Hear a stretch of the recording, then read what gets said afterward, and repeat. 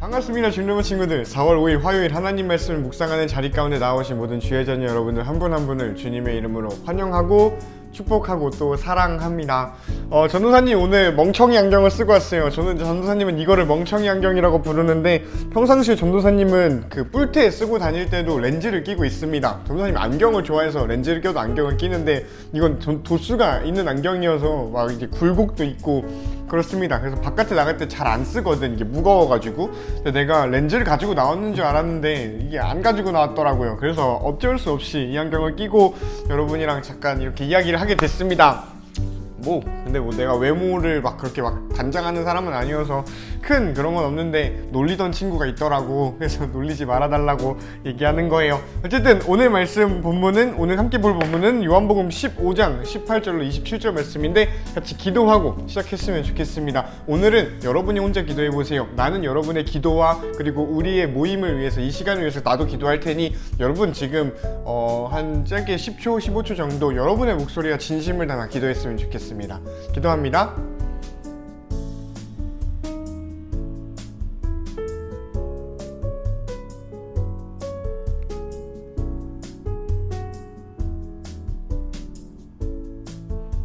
예수님 이름으로 기도합니다. 아멘. 오늘 나눌 말씀은 요한복음 15장 18절로 27절, 이상하게 생각하지 말자 라는 타이틀을 가지고 있지요. 같이 한번 읽어보면 좋겠습니다. 무슨 내용인지 제목만 보고는 유추할 수가 없겠다 싶습니다. 세상이 너희를 미워하면 너희보다 먼저 나를 미워한 줄 알아라. 너희가 세상에 속하였으면 세상이 너희를 자기 것이라고 사랑할 것이다. 그러나 너희가 세상에 속하지 아니하고 내가 너희를 세상에서 선택하였으므로 세상은 너희를 미워할 것이다. 내가 너희에게 종이 주인보다 더 크지 않다고 한 말을 기억하여라. 사람들이 나를 핍박하였다면 너희도 핍박할 것이다. 그들이 내 교훈을 지켰다면 너희의 교훈도 지킬 것이다. 그러나 그들이 나를 보내신 분은 알지 못하므로 내 이름 때문에 너희를 이런 식으로 대할 것이다.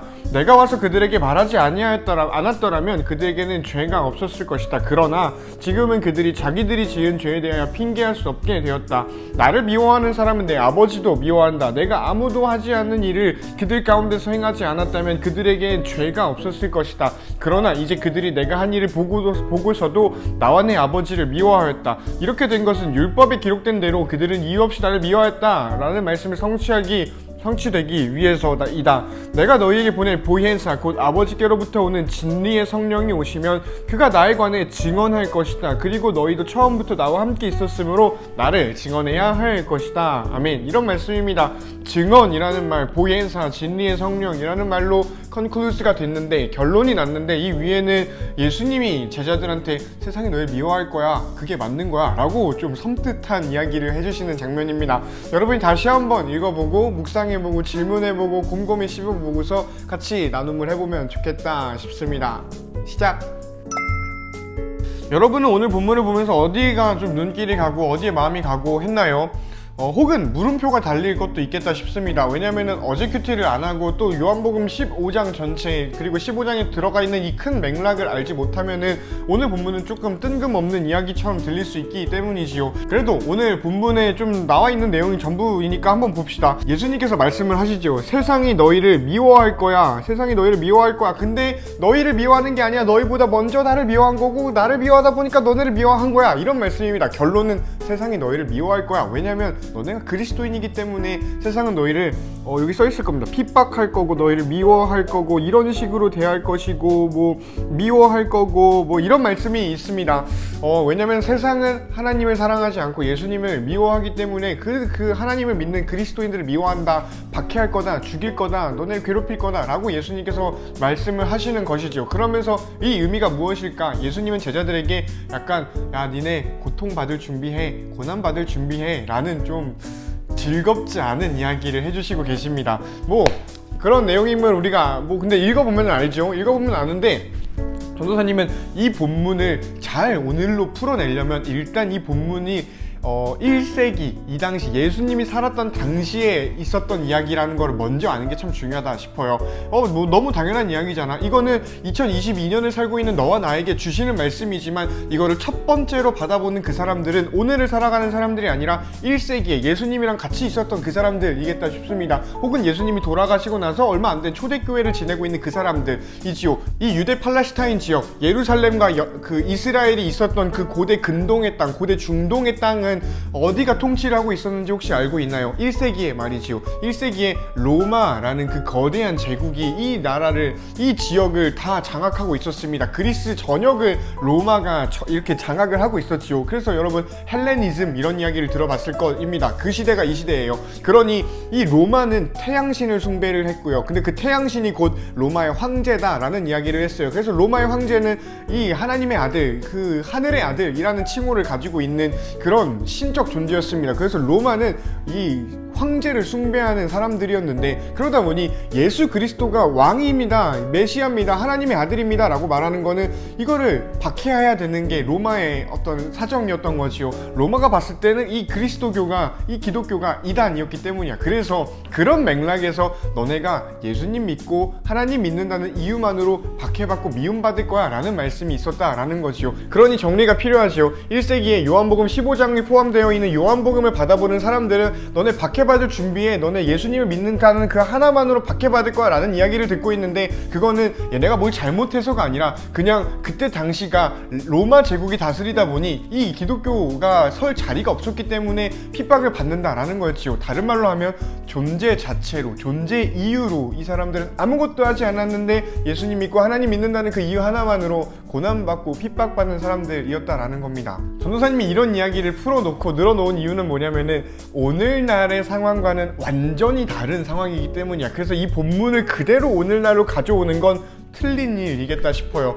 가령 이런 일이 있습니다. 전도사님은 이 말씀을 가지고 어떤 이야기를 하는 사람들을 봤냐면은 세상이 이 교회를 욕하고 있습니다, 세상이 교회를 뭐 박해하고 있습니다, 세상이 교회를 억압하고 있고 억누르고 있고, 예를 들어 코로나 때문에 코로나 확산이 되면서 교회가 비대면으로 돌아가게 되었지요. 그러면서 한창 초창기에 많은 목사님들이 나와가지고 이 나라가, 이 정부가 이 교회를 이렇게 하고 있다, 이거는 악하다, 우리가 핍박받고 있다 라는 이야기를 했습니다. 물론 그렇게 볼 수 있을 만한 여지들도 분명히 존재를 하는데 좀 다른 이야기겠다 싶어요. 교회가 세상으로부터 욕을 먹고, 목사님들이 세상으로부터 욕을 먹고, 뭔가 교인들이, 장로님들, 집사님들, 권사님들이 세상에서 욕을 먹는 이유, 우리가 교회 다닌다라는 말을 꺼냈을 때 뭐야 쟤 교회 다닌대 라는 식으로 하는 사람이 여러분의 주변에 있을지는 모르겠지만, 그런 뉘앙스가, 그런 분위기가 우리 사회에 퍼지게 된 이유는 이 1세기 로마 당시, 1세기 이스라엘의 상황과는 다르다라는 거예요. 1세기에는 얘네가 그냥 존재 자체로, 그냥 살아있다라는 것 자체로 핍박을 받았던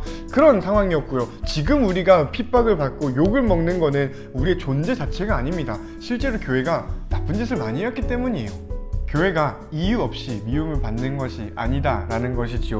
교회랑 그리스도인들이 쌓아온 안 좋은 모습들, 사회에 보여주었던 못된 모습들이, 그게 쌓여서 지금 교회를 다닌다라고 하면은 욕을 먹는 것이지, 우리가 예수님 믿는다고 욕 먹는 게 절대 아니다 라는 거예요. 어쨌든 이야기가 좀 샜는데, 전도사님이 아까 이런 사람들도 봤어 라고 이야기를 했었어. 뭐였냐면, 봐라 세상이 우리를 욕하고 있으니 우리는 잘하고 있는 거다, 봐라 세상이 우리를 탄압하고 있으니 우리는 진리의 길을 걷고 있는 거다, 그리고 그 진리의 길을 걷고 있다라고 판단하는 유일한 근거 뭔가요? 이 말씀 봐라, 세상이 그리스도인을 핍박할 거라고 했는데 우리 지금 핍박받고 있지 않냐 라는 식으로 말씀하는 분이 있다라는 거지요. 말도 안 되는 자기 합리화입니다. 자기가 잘못해서 욕먹는 건데 그거를 하나님 핑계대고 이 말씀의 탓으로 돌려버리고 있는 무책임한 행동이 그런 행동이겠다 싶어요. 그러니 우리가 그리스도인이라는 것 자체로 욕을 먹는다라고 한다면, 누군가가 우리를 나쁜 눈으로 바라본다라고 한다면 그거 자체로 우리 잘하고 있다라는 생각하지 말았으면 좋겠어요. 우리가 반성해야 할 부분을 그 사람들이 지적을 해주고 있는 것이고, 우리의 오늘 현 위치를 세상 사람들이 냉철하게 판단해 주는 것, 이게 되겠다 싶습니다. 그러면 우리는 무엇을 해야 할까요? 1세기 때나 지금 21세기 때나 똑같이 욕을 먹고 핍박을 받고 있는데, 물론 그 이유는 다르지요. 이유는 다른데 그렇다면 우리는 지금 무엇을 해야 하나? 1세기 때 예수님께서는 야, 니네 핍박 받을 거다, 준비해라, 대비해라, 그리고 내 신앙을, 이 신앙을 놓치지 말아라 라고 우리에게 말씀을 해주셨다면, 그 사람들에게 말씀을 해주셨다면, 오늘 21세기를 살아가는 우리들에게 예수님께서는 이 말씀을 통해 어떤 걸 말씀하실까를 같이 생각을 해보면 참 좋겠다 싶습니다. 우리 전도사님 생각은 이래요. 우리 교회가 뿌려놓은 그 악한 영향들을, 그 악한 모습들을 정화해냈으면 좋겠어요. 교회가 욕을 먹을 만한 일들을 정말 많이 해왔어요. 그런데 그거 이제 손절하고요, 우리가 반성하고요, 우리가 그 죄 지었던 거에 대해서 반응하고 미움받을 일을 제거해 나가는 너와 내가 되면은 좋겠다라는 생각이 듭니다.